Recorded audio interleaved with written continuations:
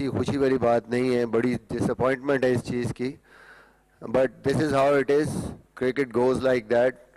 और मैं यहाँ पे बिल्कुल भी इस चीज़ के लिए नहीं आया कि कोई एक्सक्यूज़ दूँ, बट इट इज़ इम्पॉर्टेंट कि जो क्रिकेटिंग फैक्ट्स हैं, जो दुनिया की क्रिकेट में इस टाइम पे जो कुछ हो रहा है, या जो ऑन टूर चीज़ें थी, परफॉर्मेंसेस हमारी जो अप एंड डाउन हुई हैं, उसके जो फैक्ट्स हैं उस पर बात करूं। एंड आई होप कि जो क्रिकेट को समझने वाले हैं वो इस चीज़ को समझेंगे और इन सारी चीज़ों को अंडरस्टैंड करेंगे कि क्या क्या वजूहात हैं, क्यों ये सब कुछ हो रहा है, इस तरह की परफॉर्मेंसेस क्यों आई हैं। आई थिंक ये इम्पोर्टेंट है हम सब के लिए समझना, हमारे लिए भी समझना और जो फैंस हैं उनके लिए भी समझना। सबसे जो इम्पोर्टेंट चीज़ है मेरे ख़्याल में वो ये है कि सबसे पहले तो जो टीम की मैं बात करूँगा, I think in terms of hard work, commitment, जो कोचिंग टीम थी या जो प्लेयर्स थे, जो भी हमारे पास रिसोर्सेज थे, जो टाइम था, गिवन टाइम प्रिपरेशन के लिए, आई बिलीव कि हमने अपनी 100% एफर्ट उसमें की, सब ने की।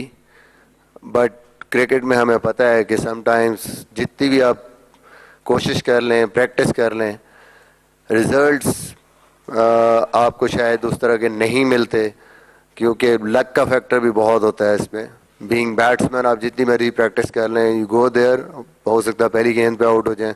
इसी तरह फील्डिंग की बात है, आप जितनी मर्जी प्रैक्टिस कर लें, sometimes it's not going your way, तो it's not going your way.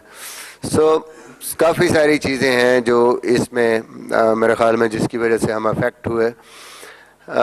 Talking about the opposition, I think आप सबको पता है न्यूजीलैंड की जो ये प्रेजेंट टीम है one of the strongest team है, और स्पेशली एट होम जो उनका रिकॉर्ड है पिछले 2 सालों का, 2.5 years, बड़ा ज़बरदस्त रिकॉर्ड है, and they are not playing in bubbles, ये भी उनको एक एडवांटेज है। Overall I think they have been playing excellent cricket, और उसके सामने हम शायद उस तरह की क्रिकेट नहीं खेले, अपने पोटेंशियल से नीचे थे, और उसकी वजह से भी रिजल्ट्स काफ़ी अफेक्ट हुए हमारे। आई थिंक मैं ये ज़रूर चाहूँगा कि लोग इस चीज़ को अंडरस्टैंड करें। क्रिकेट को 1-1.5 साल पहले और अब की क्रिकेट में जो एक सबसे बड़ा फैक्टर है, जो आप लोगों ने भी रियलाइज़ किया होगा, जब हम न्यूजीलैंड में गए और जब वहाँ पे कोविड की सिचुएशन हुई और एक लॉकडाउन की, एक आइसोलेशन की सिचुएशन हुई, और जहाँ पे हमने 3 दिन के बाद प्रैक्टिस करनी थी, अगले 9 दिन हमारा कैंप था, वो भी हमें आइसोलेशन में गुजारना पड़ा। और तकरीबन 19 दिन, 18 से 19 दिन हम लोग कमरों में ही हमने गुजारे, and we could not do anything, जिसमें हम नॉर्मल जो एक एक्सरसाइज रनिंग वो तक नहीं कर पाए। रूम्स में हैं, रूम्स में वॉक कर रहे हैं, रूम्स में सारा कुछ कर रहे हैं। और ओवरऑल हमारी सिचुएशन छोड़ें, जो ओवरऑल दुनिया की क्रिकेट इस टाइम पे हो रही है कोविड की सिचुएशन में, आप देख रहे हैं कि टीम्स की परफॉर्मेंसेस अप एंड डाउन हो रही हैं, स्पेशली द टूरिंग टीम्स। जहाँ पे भी क्रिकेट हो रही है इंजरीज बहुत ज़्यादा हो रही हैं, and we need to understand. हम भी कोशिश कर रहे हैं कि इस सिचुएशन में हमने कैसे निकलना है, कैसे चलना है, इन परफॉर्मेंसेस को कैसे हम कंट्रोल कर सकते हैं, बेहतर कर सकते हैं। बट फ्लक्चुएशन बहुत ज़्यादा है, और जिसकी वजह से आपके जो एंड रिजल्ट्स हैं वो भी बहुत ज़्यादा अफेक्ट हो रहे हैं। आई थिंक हमारी जो परफॉर्मेंस थी, यहीं से अगर हम देखें ओवरऑल ऑन द फील्ड हमने मिस्टेक्स की, ठीक है, हमसे कैचेस ड्रॉप हुए, हमारे से जिस तरीके से बैटिंग करनी थी बॉलिंग नहीं कर पाए। बट देन अगेन हमने ये भी देखना है कि जी हमारी जो सबसे, जैसे हमने स्टार्ट किया यहीं से, एक बंदा कोविड की वजह से जा नहीं सका, जो कि हमारा T20 में शायद हमारी फर्स्ट चॉइस थी, वहाँ पे एज एन ओपनर, या टूर्नामेंट में बेहतरीन परफॉर्मेंस फ़खर ज़मान ने की थी। वहाँ जाके आई थिंक इंजरीज़ ने बहुत ज़्यादा अफेक्ट किया हमें। सबसे बड़ी जो हमारे लिए वहाँ पे मसला हुआ वो बाबर आजम का हुआ। Obviously being the number 1 batsman in T20, I think that was a big miss for us.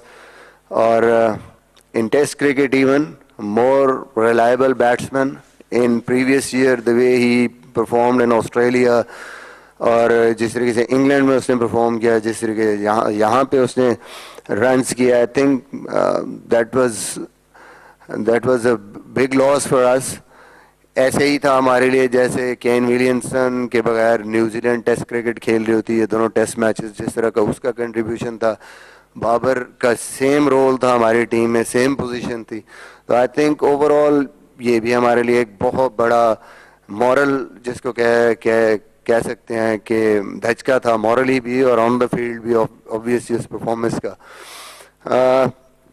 I think ये सारी चीज़ें, इसके बावजूद मैं ये ज़रूर कहूँगा कि the effort put in by Pakistan team, हमने अपनी तरफ से कोई कसर नहीं छोड़ी। बट हमें ये एक्सेप्ट करना चाहिए कि जो अपोजिशन थी, they were better than us in all 3 departments, और उन्होंने प्रूव किया है पिछले 2-2.5 सालों से। हमने अपनी पूरी कोशिश की है, लेकिन उन्होंने अपनी जो वो बेहतर क्रिकेट है वो प्रीवियसली जैसे खेलते हुए आ रहे थे और वो रेडी थे, वेस्ट इंडीज से भी खेल रहे थे, उन्होंने हमसे बेहतर क्रिकेट खेली और they defeated us. So overall by the effort I think of my team, कहीं भी मुझे शक नहीं है कि हमने अपनी तरफ से कोशिश में कमी छोड़ी, but we lost to a better team who played better cricket. जाहिर है काफ़ी चीज़ें हैं, आपको भी चीज़ें नज़र आएँ, हमें भी नज़र आएँ, and we need to sort those things. कोशिश हमने करनी है कि आगे हमने इम्प्रूवमेंट लेके आनी है, जिसमें कि मेजर फैक्टर्स हमें नज़र आ रहे हैं। फील्डिंग का बहुत बड़ा एक फैक्टर था और हमने उसको बेहतर से बेहतर करना है। अगेन मैं कहूँगा कि ये सारी चीज़ें, ये वो फैक्ट्स हैं जो शायद दिल से आप सब लोग, या क्रिकेट जो खेलने वाले हैं या देखने वाले हैं, समझने वाले, वो इन सारी चीज़ों को समझते हैं। ये सिर्फ मैं बात नहीं कर रहा, दुनिया के सारे जितने भी बड़े कोचेज़ हैं इस टाइम टीमों के साथ, मार्क बॉचर है, मिकी ऑथर है, बाकी भी जितने, रवि शास्त्री है, सबको ये प्रॉब्लम्स फेस हो रही हैं। And Covid is somehow affecting the performances of the players. उनकी फिटनेस, इंजरीज का भी बहुत ज़्यादा इश्यूज आ रहे हैं। आई डोंट नो कि ये जो बबल्स हैं ये मेंटली और फिजिकली बहुत अफेक्ट कर रहे हैं प्लेयर्स को, but that is the fact. हम जितना भी आप मुझे कहें कि जी आगे एक्सक्यूज़ दे रहा हूँ मैं या कोई ऐसी चीज़, तो सारी दुनिया को ये मसले हो रहे हैं और हमने इसका वे आउट निकालना है, हमने इसकी हम कोशिश कर रहे हैं, but still I mean it's a big factor. हम भी परेशान हैं कि हमने कैसे चलना है इसमें, एक बबल से दूसरे बबल में, और फिर आइसोलेशन, और फिर you have to keep your quality cricket की और फिटनेस की, वो भी उस तरह रखनी है before even going into a series. जो आपके कैंप्स हैं वो भी बहुत ज़्यादा अफेक्ट कर रहे हैं, जिसकी वजह से आपकी जो फिटनेस है या फील्डिंग है, ये चीज़ें बहुत अफेक्ट कर रही हैं। आई थिंक ये सारी चीज़ें हैं जो कि ओवरऑल एक पैकेज बन के फिर आपकी परफॉर्मेंस को, मेरे ख्याल में हमारी परफॉर्मेंस को भी अफेक्ट किया इसने। जहाँ तक बदीस ने पहले बात की क्रिकेट कमेटी की, ऑब्वियसली ये एक नॉर्मल प्रैक्टिस है। मुझे ज़ाहिर है मैं पहले भी एक बीओजी के सामने भी अपनी परफॉर्मेंस के हवाले से जाके मैंने उनको भी प्रेजेंटेशन दी, और इन क्रिकेट कमेटी एक नॉर्मल प्रैक्टिस है और वो होगी कल। और सेम चीज़ें, जो सेम मसले हैं या सेम जो फैक्टर्स हैं, I think I need to just tell them, and hopefully everybody who knows cricket, जिसको जो अंडरस्टैंड करता है इन सारी चीज़ों को, इन सारे फैक्टर्स को समझेंगे, and whatever recommendations they give it to the board, fine, this is up to them.